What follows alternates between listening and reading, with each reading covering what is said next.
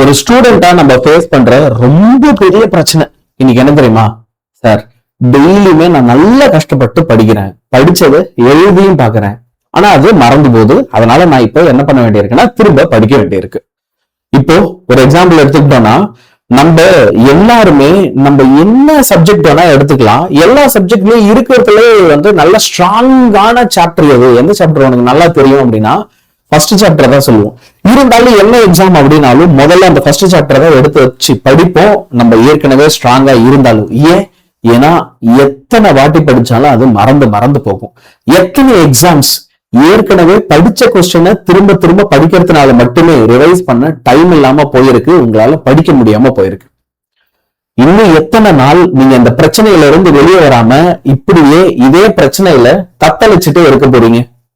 ஒரு விஷயம் தெரிஞ்சுக்கோ, நம்ம பிரெயின் இருக்குல்ல, அதோட மெமரி சிஸ்டம் இருக்கு பாரு, அது long term memory, short term மெமரின்னு சொல்லி அதோட மெமரி சிஸ்டம் ரெண்டா பிரிக்கலாம்.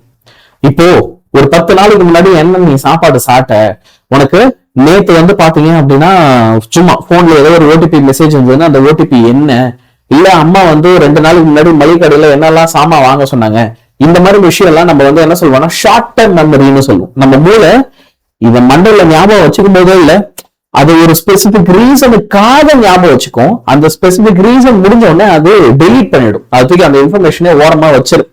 ஓகே, அது உன்னால ரீகால் பண்ணவே முடியாது. அதுக்குன்னு ஒரு பர்பஸ் இருக்கும், அந்த பர்பஸ் முடிஞ்சுட்டா அவ்வளவுதான், அதுக்கு மேல நீ அதை ஞாபகம் வச்சிருக்க மாட்டேன். யோசிச்சு வரும், நீ இது வரைக்கும் பார்த்த ஓடிபி எல்லாமே உனக்கு ஞாபகம் இருக்கா? இல்ல. இது வரைக்கும் ஒவ்வொரு வாட்டியும் மளிகை கடையில போய் என்னென்னலாம் அம்மா வாங்க சொன்னாங்க கடைசி 2 வருஷத்துல இருந்து எடுத்து எழுத முடியுமா உன்னால? முடியாது இல்லையா? இதெல்லாம் நம்ம ஷார்ட் டர்ம் மெமரி அப்படின்னு சொல்லுவோம். இதே லாங் டர்ம் மெமரின்னு ஒண்ணு இருக்கு நம்ம பிரெயின்ல. ஓகே, அது என்னன்னா இந்த ஏடிஎம் பின் இருக்கு, ஒரு போன் நம்பர் இருக்கு, இதெல்லாம் நம்ம பிரெயின் எப்பயுமே ஞாபகம் வச்சுக்கும். It will always remember. 10 வருஷம் கழிச்சு கேட்டாலும் கரெக்டா நம்ம பிரெயினால என்ன பண்ண முடியாது, சொல்ல முடியும். ஏன்னா இதெல்லாம் எப்பயுமே தேவைப்படும், ஏதோ டெம்பரரியா இல்ல, இதெல்லாம் நம்ம லைஃப்ல எப்பயுமே தேவைப்படும் அப்படின்னு சொல்லி ஈஸிலி ஆக்சசபிள் பிளேசஸ்ல ஸ்டோர் பண்ணி வைக்கும். இதெல்லாம் ஆன்சர் ஏன் சொல்லிட்டு இருக்கீங்க? இது சயின்ஸ். சயின்ஸ்ன்றது என்ன? உண்மை இல்லையா? அப்ப இந்த சயின்ஸை பேஸ் பண்ணி சயின்டிபிக் மெத்தட்ஸை ஃபாலோ பண்ணி நீ படிச்சீனா நீ படிக்கிறது உனக்கு மறக்காது. எந்த எக்ஸாமா வேணா இருக்கட்டும், அது ஒரு மிட் டர்மோ, ஹாஃப் இயர்லியோ, மந்த்லி எக்ஸாமோ, டெய்லி ஸ்லிப் டெஸ்டோ, இல்ல பப்ளிக் எக்ஸாமினேஷனோ, நாளைக்கு நீ எழுத போற நீட், ஜேஇ, விஐடி, ஏட்ரிபிள், எஸ்ஆர்எம், ஜெய், சிவிடி, என்டிஏ, என்ன எக்ஸாமா வேணா இருக்கட்டும், எதுலையுமே நீ படிச்ச விஷயங்கள் மறக்காம இருக்கிறதுக்கு, அப்படி படிக்கிறதுக்கு ஒரு சில நல்ல சயின்டிபிக் மெத்தட்ஸ் இருக்கு. அப்ப நீ என்ன புரிஞ்சுக்கணும் அப்படின்னா, நீ ஹார்ட் ஒர்க் பண்ணு, அது நல்லதுதான். ஆனா உங்களுடைய ஹார்ட் ஒர்க்கை பிளைண்டா போடாத. எனக்கு தெரியும் நீங்க ஒவ்வொருத்தரும் எவ்வளவு கஷ்டப்பட்டு படிக்கிறீங்க அப்படின்னு, ஆனா சில நேரத்துல உங்களுடைய உழைப்பு குருட்டுத்தனமா இருக்கிறதுனால நீ திரும்ப திரும்ப திரும்ப திரும்ப உழைச்சிட்டே இருக்க வேண்டியதா இருக்கு. நீ அவ்வளவு ஹார்ட் ஒர்க் பண்ணி நீ ஹார்ட் ஒர்க்கே பண்ணலன்னு ஒருத்தர் உன்னை சொல்றாங்க, ஏன்னா நீ மார்க் எடுக்கல அப்படின்றதுனால. உனக்கு எப்படி இருக்குன்னு தெரியலப்பா, எனக்கு அது ரொம்ப கஷ்டமா இருக்கு. எத்தனை நாள் தான் இன்னும் அதே பேரை வாங்கிட்டு உட்கார்ந்து போற? நீ எவ்வளவு கஷ்டப்படுற? எல்லாரும் என்ன சொல்றாங்க? நீ கஷ்டப்படுறது அங்கீகரிக்கிறாங்களா? 5 நிமிஷம் சும்மா ரொம்ப போதும்ல, எவ்வளவு கம்ப்ளைண்ட் வருது நம்ம மேல? 10 மணி நேரம் உழைச்சது தெரியாது. அப்ப நான் சொல்ற விஷயங்களை நல்லா கேளு. நீ இந்த வீடியோவை முடிக்கிற இந்த தருணத்துல இருந்து ஒரு ஹெல்த்தியான ரொட்டீனை ஃபாலோ பண்ணணும். அந்த ஹெல்த்தியான ரொட்டீன் நம்ம என்ன சொல்லுவோம் அப்படின்னா ரீட், ரீகால், ரிவைஸ். இதெல்லாம் நான் ஏற்கனவே பண்ணிட்டு தானே இருக்கேன். ஆமா, ஆனா இதை எப்படி பண்ற, அங்கதான் விஷயம் இருக்கு. சரியா? நம்ம எல்லாருமே நல்லா படிக்கணும். ஒவ்வொரு நாளும் நமக்கு ஸ்கூல்ல ஹோம்ஒர்க் கொடுக்குறாங்க, டெஸ்ட் வைக்கிறாங்க, அந்த டெஸ்ட்ல நல்ல மார்க் எடுக்கணுன்றதுக்காக ஹார்ட் ஒர்க் பண்றோம். ஸ்கூல்ல டீச்சர்ஸ் கொடுக்கறது எல்லாத்தையும் நம்ம என்ன செய்யறோம், அழகா படிச்சுட்டு போறோம். ஆனா பிரச்சனை என்ன, அந்த படிக்கிறத நம்ம எப்படி செய்யணும் அப்படின்றதுதான். முதல் விஷயம், நீங்க படிக்கணும் அப்படின்னா இதுல உங்களை நான் 3 விதமா பிரிக்கல. ஒரு சில பேருக்கு லிசன் பண்ணாலே போதும். இப்ப நான் இந்த வீடியோல பேசிட்டு இருக்கேன், நான் பேசுறத காதுல வாங்கிட்டாலே, நான் ஒரு பாடம் எடுக்கிறேன், நான் எடுக்கிறத சும்மா கண்ணால பார்த்துட்டாலே ஒரு சில பேரால என்ன செய்ய முடியும்னா அதை நல்லா புரிஞ்சுக்க முடியும், எக்ஸாம்ல போய் எழுதிடவும் முடியும். நீங்க எடுங்க சார், நான் லைவா ஒரு வாட்டி பாத்துக்கிறேன் அப்படின்வாங்க அவங்க எல்லாம். ஜஸ்ட் லிசனிங்கே போதும். ஒரு சில பேருக்கு அப்படி இல்லை, காதால கேட்கணும். கண்ணால பார்த்தா மட்டும் போதாது, காதால கேட்கணும். வாய் விட்டு சத்தமா படிப்பாங்க. அவங்க என்ன பண்ணுவாங்கன்னா புக்கை பார்த்து நல்லா சத்தமா வாய் விட்டு படிப்பாங்க. அப்படி படிக்கும்போதுதான் ரீடிங் அலவுட். அப்பதான் உங்களுக்கு புரியும். சும்மா அமைதியா கண்ணால பார்த்தாலாம் புரியாது. நம்ம ஸ்கூல்ல பாக்குறோம்ல, there are all types of students தானே. ஒருத்தர் என்ன செய்வாங்க, புக் இப்படி வச்சுக்கிட்டு இப்படி கண்ணால பாத்துக்கிட்டே தான் இருப்பாங்க, வாய் அசையவே அசையாது, ஆனா மண்டையில ஏறிடும். ஒரு சில பேர் வாய் விட்டு சத்தமா படிப்பாங்க, அப்பதான் மண்டையில ஏறும். ஒரு சில பேருக்கு வந்து பாத்தீங்க அப்படின்னா ஓகே, சும்மா வந்து அதான் நாங்க இந்த சொன்ன மாதிரி பார்த்தாலே போதும். ஓகே, சோ லிசன் பண்றவங்க, ஹியர் பண்றவங்க சும்மா பார்த்தாலே போதும்ன்றவங்க. இப்போ இதுல ஓகே, நீ யாரா இருக்க போற, இதுல நீ யாரு? இப்ப நம்ம ஒவ்வொருத்தருக்கும் ஒவ்வொரு ஸ்ட்ரென்த் இருக்கும். ஓகே, ஆனா நான் ஒரு விஷயம் சொல்றேன், இது இந்த டைப் நீ எந்த டைப்பா இருந்தாலும் சரியா, நீ எழுதி பார்க்கணும். உன்னுடைய மெமரியை நீ இன்க்ரீஸ் பண்ணணும் அப்படின்னா, உன்னுடைய மெமரியை நீ பலப்படுத்தணும் அப்படின்னா எழுதி பார்க்கணும். டைம் இல்லையா சார்? புதுசா ஸ்கூல்ல வேற ரூல்ஸ் போட்டிருக்காங்க, ஒரு நாளைக்கு minimum 2 hours of writing work மட்டுமே தராங்க. இது இல்லாம டெஸ்ட், இது இல்லாம ஹாஃப் இயர்லி, இது இல்லாம குவார்டர்லி, செகண்ட் மிட்டம், இதுல எதுலையாவது ஒழுங்கா படிக்கலன்னா ரிட்டென்ஷன் முடிச்சுட்டு வந்து திரும்ப அந்த 2 hour ஹோம்ஒர்க். நிலைமை கொஞ்சம் யோசிங்க. புரியுது, ஆனா நமக்கு சக்சஸ் வேணும் இல்ல? அப்ப இந்த சக்சஸ் வேணும்னா நான் இங்க காமிச்சிருக்க மாதிரி நீ முத்தா எழுதி பார்க்கலனாலும் ரஃபாவது எழுதி பாரு. ஓகே, இப்போ அடுத்து ரீகால் பண்றது எப்படின்ற ஸ்டெப்புக்கு. இப்ப இந்த ரீகால் பண்றதுக்கு தான் நம்மள நிறைய பேருக்கு டைம் இல்லைன்னு நினைக்கிறோம். ஆனா நம்ம நினைச்சா இதுக்கு டைமை ஒதுக்க முடியும். நீ ஒரு ஸ்கூல் பஸ்ல போற சரியா, நீ ஏதோ ஒரு பப்ளிக் டிரான்ஸ்போர்ட்ல டிராவல் பண்ற, சரி வேணாம், நீ உன் கிளாஸ்ல உனக்கு ஒரு லஞ்ச் பிரேக் எல்லாரும் சாப்பிட்டு இருக்காங்க, ஆனா அந்த லஞ்ச் பிரேக்ல எல்லாருக்கும் முன்னாடி சாப்பிட்டு முடிச்சுட்டு ஒரு 5 நிமிஷம் எக்ஸ்ட்ரா எழுதி பார்க்க முடியுது, எக்ஸ்ட்ரா ஞாபகப்படுத்தி பார்க்க முடியுது. அப்ப ஞாபகப்படுத்தி பாரு. அது எப்படி சார்? எல்லாம் கிண்டல் பண்ணுவாங்க, எல்லாரும் ஜாலியா பேசிட்டு விளையாட்டு வருவாங்க சார். நான் மட்டும், நீ மட்டும் படிச்சுதான் ஆகணும். புரியுதா? யார் எப்படி இருந்தாலும் சரி, you have to do this. வேற வழி கிடையாது இல்லையா? ஏன்னா நீ எழுதும் போதுதான் உனக்கு என்ன ஆகும் அப்படின்னா மறந்து போகும். நீ இன்னொன்னு எழுதணும்னு நினைப்ப, ஸ்டக் ஆயிடும், மறந்துடும். புக் எடுத்து பாப்ப, அப்பதான் அது பேரு தான் ரீகால். எது மறந்துடுச்சுன்னு தெரிஞ்சுக்கிட்டு மறந்து போனதை திரும்ப பாக்குறதா ரீகால். எழுதியே பார்க்காம திரும்ப திரும்ப ஒரு கொஸ்டின் பார்த்துட்டே இருக்கிறது ரீகால் இல்ல. நிறைய நேரத்துல உனக்கு என்ன ஆகுது, எக்ஸாம்ல போய் ஒரு கொஸ்டின் எழுதும் போது ஸ்டார்டிங் ட்ரபிள் சார். ஒரு வார்த்தை ஞாபகம் வந்தா எல்லாமே எழுதுவேன் சார்.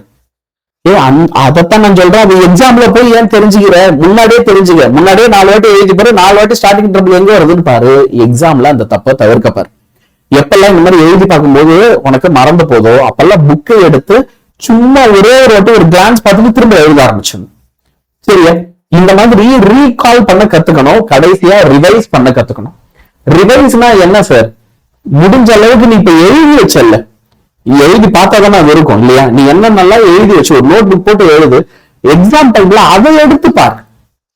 கைடே எடுக்காத, புக்கே எடுக்காத, நீ ரஃபா நோட்ஸ் எடுத்தல அந்த நோட்ஸ் எடு. சரியா? இந்த நேரத்துல போய் கைடோ புக்ஸோ எடுத்து லாஸ்ட் மினிட்ல படிக்கிறத விட்டுட்டு நீங்க என்ன செய்யணும், உன்னுடைய ஹேண்ட் ரிட்டன் நோட்ஸ் எடுத்து உன்னை நான் எழுதி பார்க்க சொன்ன அதை வச்சு படிக்கணும். இப்படிதான் உன்னால வந்து என்ன செய்ய முடியும் அப்படின்னா ரீடு, ரீகால், ரிவைஸ் செய்ய முடியும். இப்ப இதுல ஒரு சில மைக்ரோ ரிவிஷன் ரூல்ஸ் ஃபாலோ பண்ணு. ரொம்ப ரொம்ப சயின்டிபிக்கான ஒரு சக்சஸ்ஃபுல்லான மெத்தட். அது என்ன சார்? இந்த மைக்ரோ ரிவிஷன் ரூல்.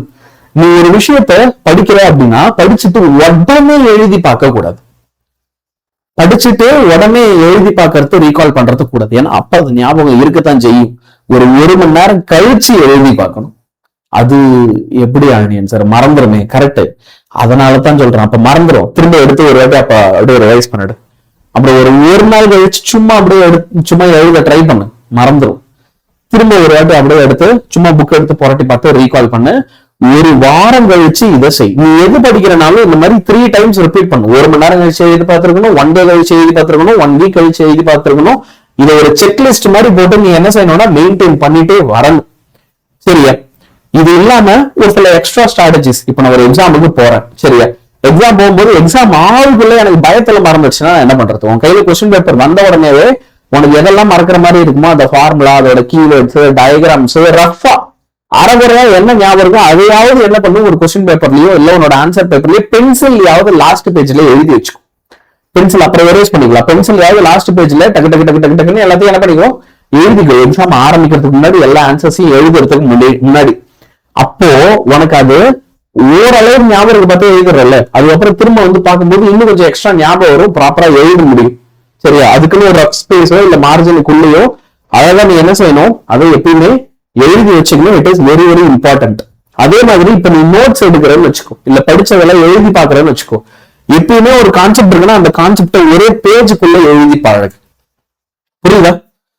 ஒரே பேஜ்ல எழுதி பழகு, அதுக்குள்ள ஷார்ட்டா நெருக்கி எழுது. சும்மா டக்கு டக்கு டக்குன்னு அந்த பேஜை பார்த்தாலே எல்லாம் உனக்கு ரீகால் ஆகிற மாதிரி formula, diagram, keyword, definition, steps எல்லாமே போட்டு அழகா நெருக்கி நீ என்ன செய்யலாம், ஒரு டாபிக்னா அதை ஒரு பேஜ்ல கவர் பண்ண பார்க்கலாம்.